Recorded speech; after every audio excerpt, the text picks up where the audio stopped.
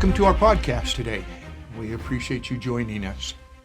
Now, as promised, today's podcast is going to focus on the construction of the Joseph Smith Birthplace Memorial Obelisk. This is podcast number 4 in our series, The Early Years. After this podcast, we'll be focusing strictly on Joseph Smith and the things he did in the Palmyra area, Harmony, Pennsylvania, some of those kind of things over the weeks to come. But again, in preparation for that, we wanted to share this last particular presentation on one man's quest for the perfect stone. That's what we'll call it, one man's quest for the perfect stone. In 1905, the Randolph Herald newspaper covered the story of the Joseph Smith Birthplace Monument dedication. They said, and I quote, "The birthplace of the first Mormon was marked by a splendid monument." In 2005, the Herald reproduced the story marking the centennial anniversary of the monument. Now, while in Vermont, I had the opportunity to further research the monument's construction and those who were involved in its construction. The list included 100 people from 11 different townships.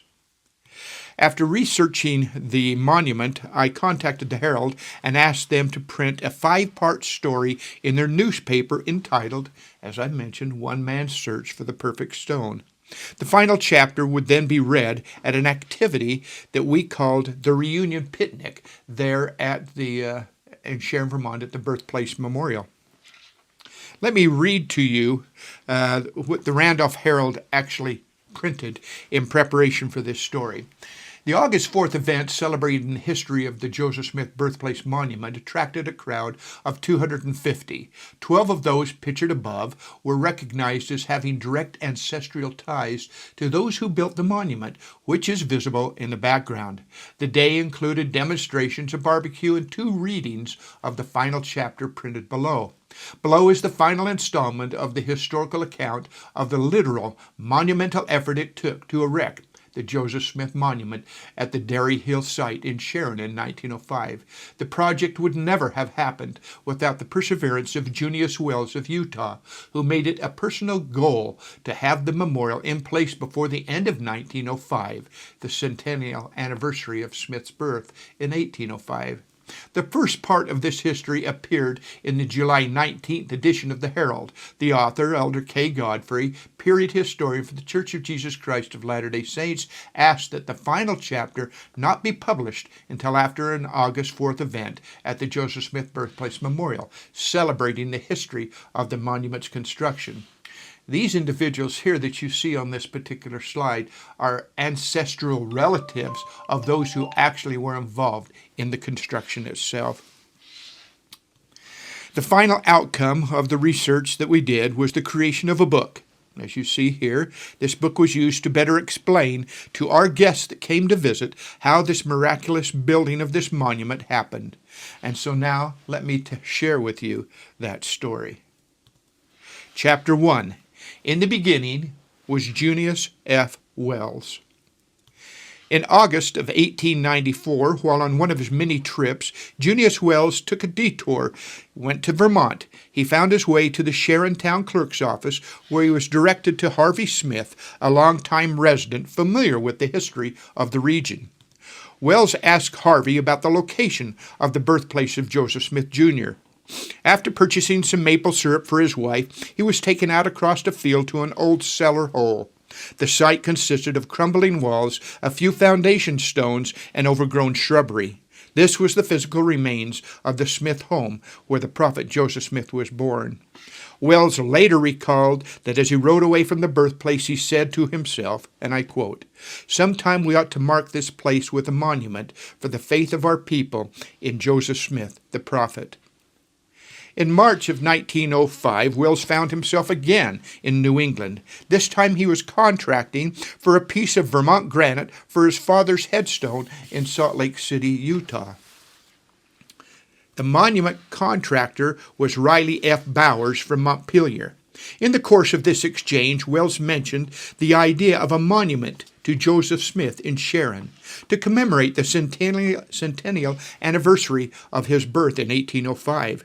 Bowers thought the idea was certainly workable, so with the endorsement of Wells, he returned to Salt Lake City to share the idea with the First Presidency of the Church of Jesus Christ of Latter-day Saints.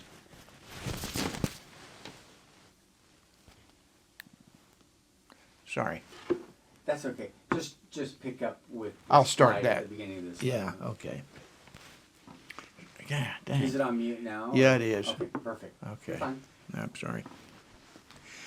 The monument contractor was Riley C. Bowers from Montpelier.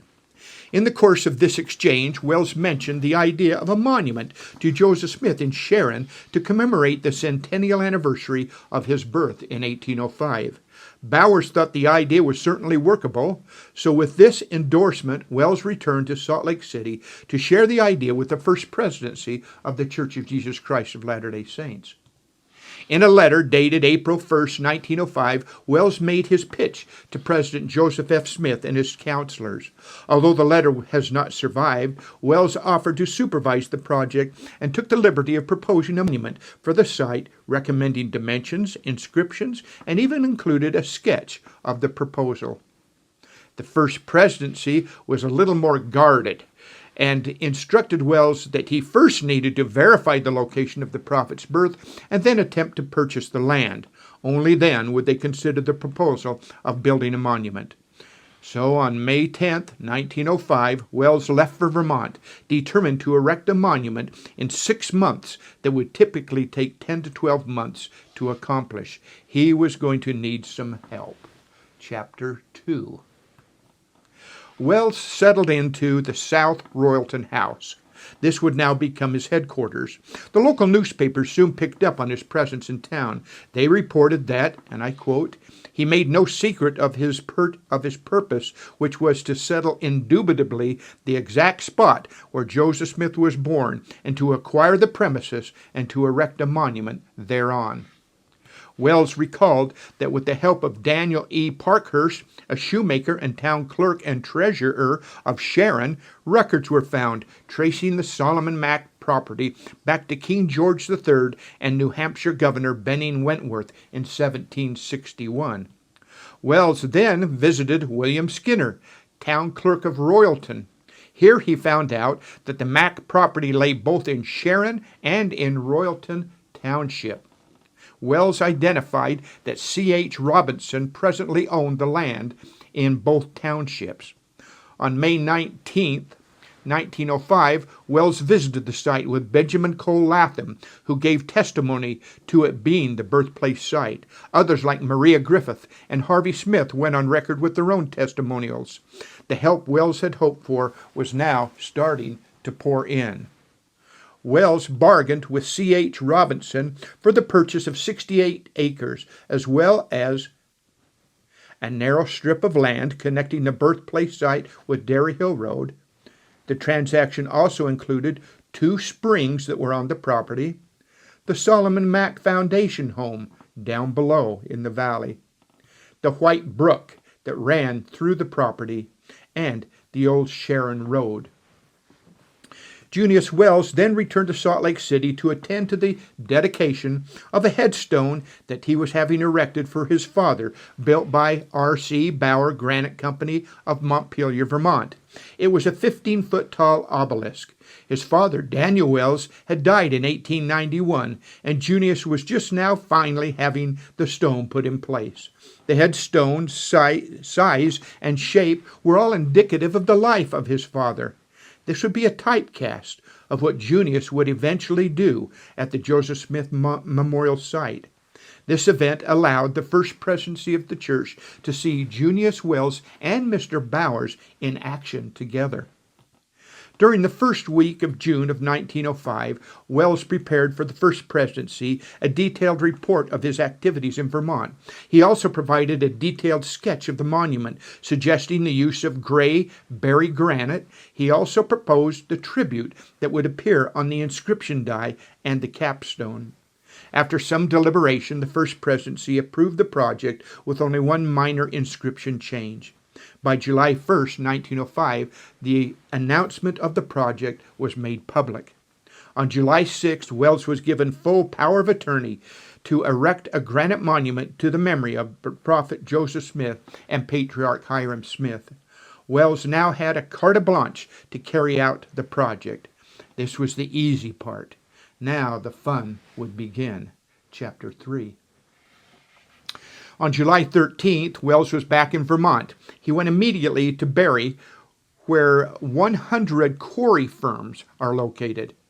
On the 24th of July, Wells awarded the general contract to his friend, the owner of the R.C. Bowers Granite Company of Montpelier. Wells moved his residence to Montpelier so he could personally supervise the work. He had 5 months to complete the project, and every day was a day closer to the December 23rd dedication date. Wells felt that his job was to, quote, continually be pushing the project along. Bowers subcontracted the quarrying to the Mar Gordon Quarry in Barrie, Vermont. Wells reported, quote, the first success came when a piece of granite suitable for the die and the capstone was found. Quarrymen soon found a piece sufficient for the first and second base. You see, the monument has 2 base stones, an inscription die, a capstone, and a pillar. But after removing a large piece for the first base, they found that one corner was knocked off, rendering the base insufficient for the second base. This was very disappointing. However, a suitable piece was soon found for the second base on the opposite side of the quarry. With work slowly progressing at the quarry, Wells now focused his attention to South Royalton. Wells contracted with surveyor Walker and Gallison to start preparations for the birthplace park, roads, walk, and building site. By mid-August, Wells had 15 Italian workers working at the site. Wells also contracted with Joseph Perkins to build a memorial cottage directly over the old cellar hole and to incorporate the hearthstone in its original position into the cottage fireplace. Wells was very conscious of the importance of the hearthstone. He said, and I quote, if Joseph had any association with the hearthstone, it was as a child. Perhaps it was there that he was washed and dressed as a babe. But all was not well in paradise. There were pressing issues north in Barrie. Workers at the Mar Gordon quarry had found 4 pieces of stone, but the most difficult, the 40-foot shaft, still remained to be located, and time was running out. Wells was searching for, and I quote, a perfect shaft that would be typical of a perfect man. Joseph died at age 38 and a half years. The visible portion of the shaft needed to be 38 and a half feet tall. Wells was starting to get concerned and discouraged. Mr. Blackney, the foreman, tried numerous stones and at various locations throughout the quarry to no avail. Wells said, it was now a hopeless hope to me. I had not the faith in me. I had not the impression. I had been going by impressions all the way through. Somehow, when I had the right impression, it had come out all right. But I have no impressions now. Well, with no impressions and no feelings and no revelation, there would be no assurances. Wells began to wonder if his dream would ever come to pass. Wells needed a miracle, and one was on the way. Chapter 4.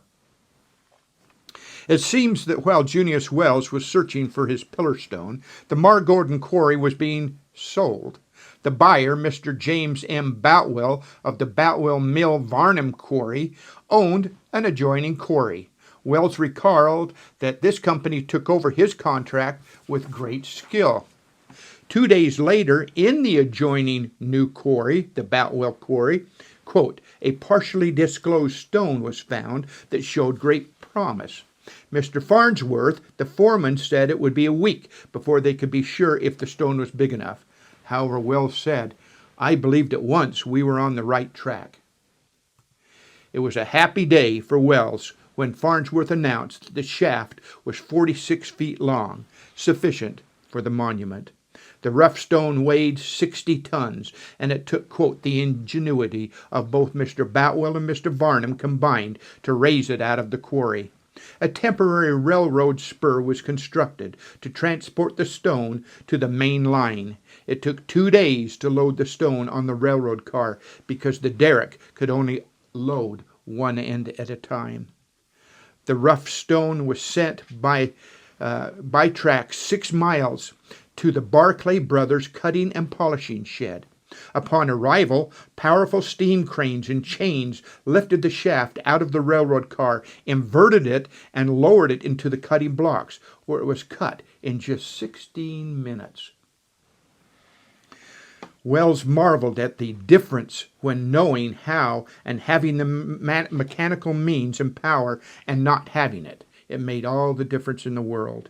The stones were cut with remarkable skill and clarity. It was now the first part of October. The dedication date of December 23rd was drawing near. Wells worried about the weather. The previous year, 2 feet of snow had already fallen by the 1st of November. As October drew to a close, the polishing phase was completed. Wells was now faced with the prospect of transporting 100 ton of stone.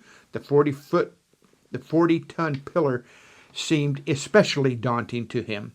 Wells recalled that no man had ever moved a polished stone of this size this far. Fortunately for Wells, a railroad line ran from Barre, Vermont to Royalton. The issue was the 6 miles from Royalton to the monument site. Wells awarded the transportation contract to Mr. M. F. Howland of Barre, Vermont. Mr. Howland recommended that a special wagon that he had built for the removal of stone at St. John's Cathedral in New York be used to move the stone from Royalton to the monument site. The wagon had 20-inch wide wheels, an axle that was 8 feet long and 8 inches in diameter, and the wagon weighed 8 tons. With anticipation, everyone waited at the Royalton village for the arrival of the stones. The base piece was the first to arrive. What Wells was about to learn was his greatest challenge lay ahead. The final chapter. Unloading in Royalton meant that the bridge over the first branch of the White River in South Royalton would need to be firmed up. The task required much scavengering all over the state for the right timbers.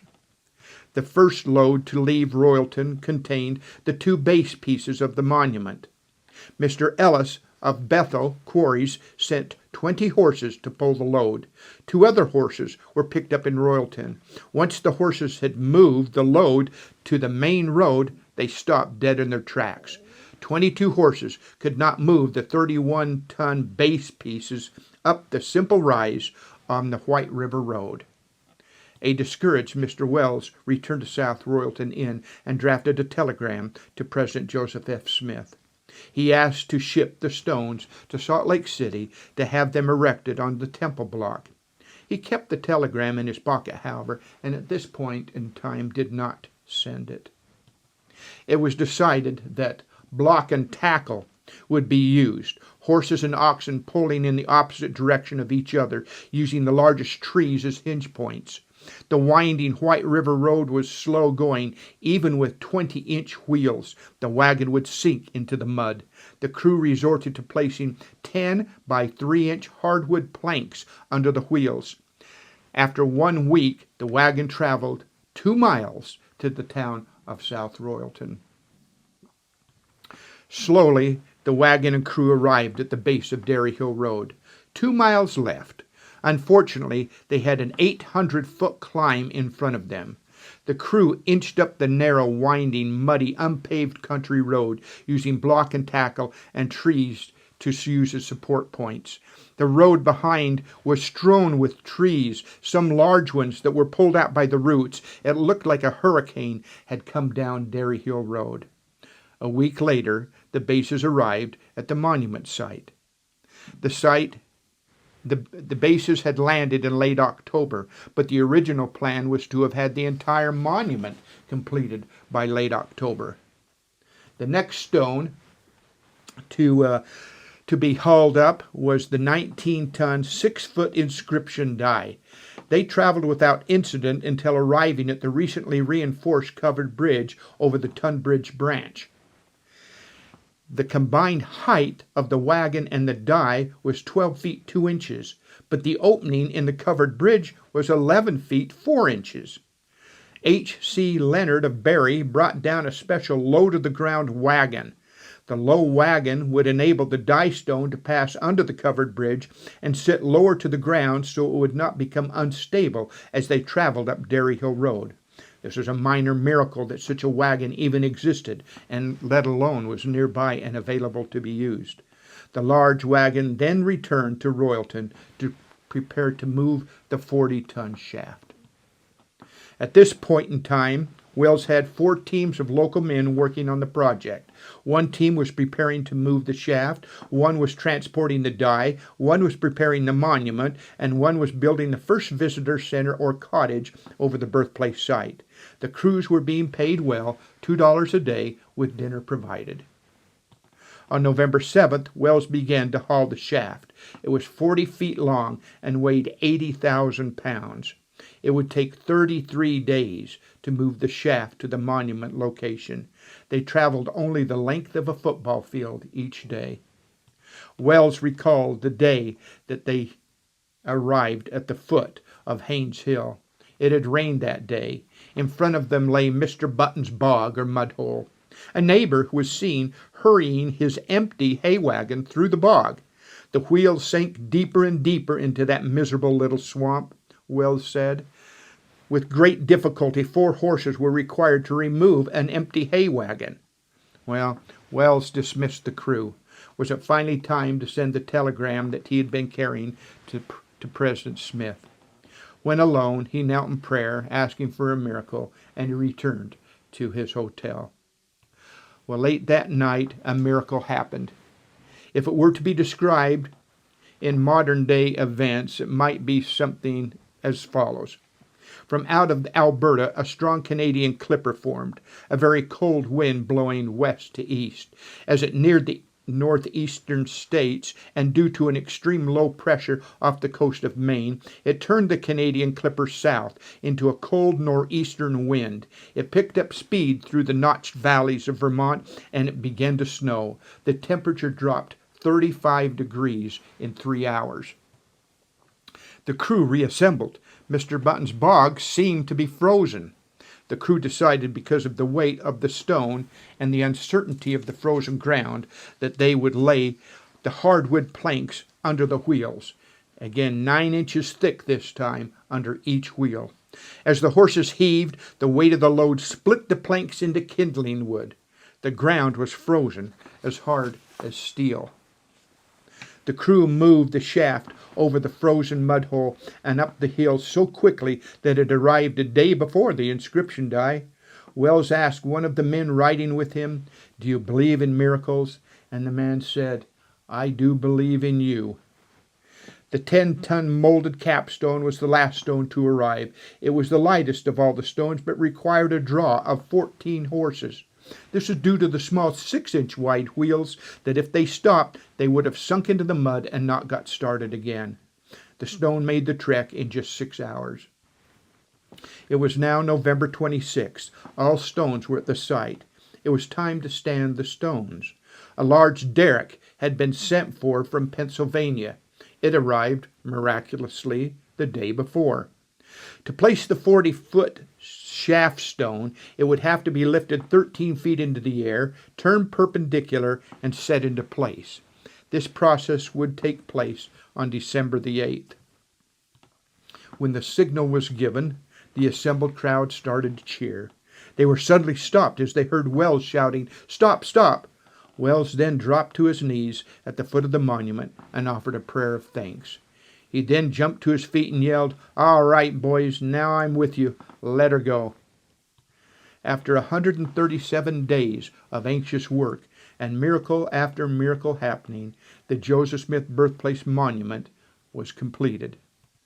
It was dedicated on Saturday, December 23, 1905, by President Joseph F. Smith. And with that dedication, we have heroes, Junius F. Wells and the entire state of Vermont. And with that dedication, one man's quest for the perfect stone was over. Well, I hope you enjoyed our narrative here, our story of how the Joseph Smith Birthplace Memorial came to be. It is an incredible story with many, many miracles involved. Now, our next time we meet, we'll be hot and heavy into the life of Joseph Smith in the New York State. We'll take the family from Norwich and bring him to Palmyra and get started with an in-depth look at the prophet and what he accomplished. Thanks again for joining me. I appreciate you, appreciate your time. We'll see you next time.